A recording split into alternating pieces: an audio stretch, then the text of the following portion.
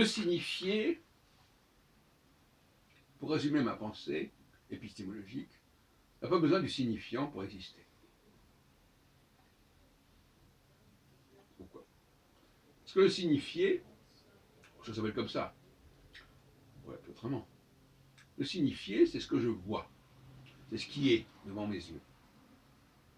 Le signifiant, c'est la façon dont je vais décrire le signifié, dont je vais parler du signifié. Je parle du signifié. Et je parle du signifié grâce au signifiant. Au signifiant AU ou AUX, bien sûr. Je veux dire que le signifié est ce qui nous est donné à voir. Même l'enfant qui vient de naître est confronté au signifié, aux mots, au monde qu'il voit autour de lui. Il n'y a pas besoin de langage pour ça. Il n'y a pas besoin de désigner les mots. Il n'y a pas besoin d'un signifiant pour appréhender le signifié. En revanche, pour appréhender le signifiant, il faut une certaine connaissance du signifié. C'est la même chose. Alors, je regardais tout à l'heure une émission sur la rationalité. Je crois que c'est Shmuel Trigano qui en parlait, ou bien quelqu'un d'autre comme le Rav Zini, que j'écoute actuellement. Entendons par là que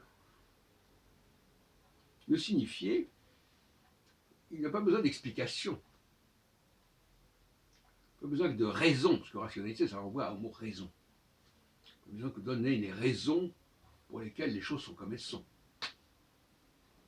Parce que quand on commence à donner les raisons, on se perd dans des conjectures de toutes sortes, qui vont faire l'objet de débats, de controverses. Alors que si je constate les faits bruts, je ne me perds pas dans les explications. Et en plus, c'est des choses que tout le monde peut constater, sans avoir besoin, encore une fois, de les qualifier.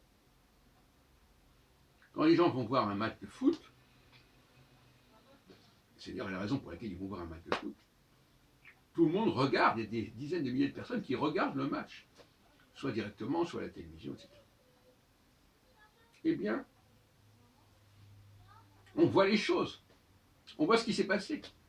On peut s'aider éventuellement d'une caméra, etc. Mais on voit ce qui s'est passé, on voit quand un but est passé dans la cage du goal, comme on dit autrefois, ou pas.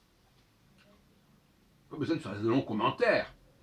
Même que dans une course hippique, on voit, etc. Le sport est un lieu où on voit les choses. On n'a pas besoin d'expliquer pourquoi un tel a gagné. Il a gagné, au final.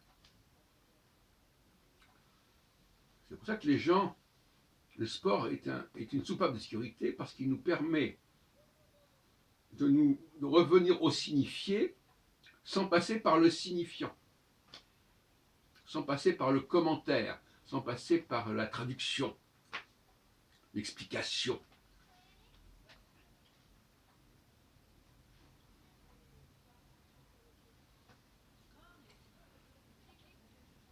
L'explication qui est souvent le prétexte à un déni. Quand quelque chose ne me plaît pas, je vais essayer de mettre en défaut celui qui présente ce fait en disant « mais expliquez-moi pourquoi c'est comme ça ». Et alors là, vous l'entraînez sur un terrain glissant. Donc, expliquer, c'est souvent la porte ouverte au déni. En instrumentalisant la science.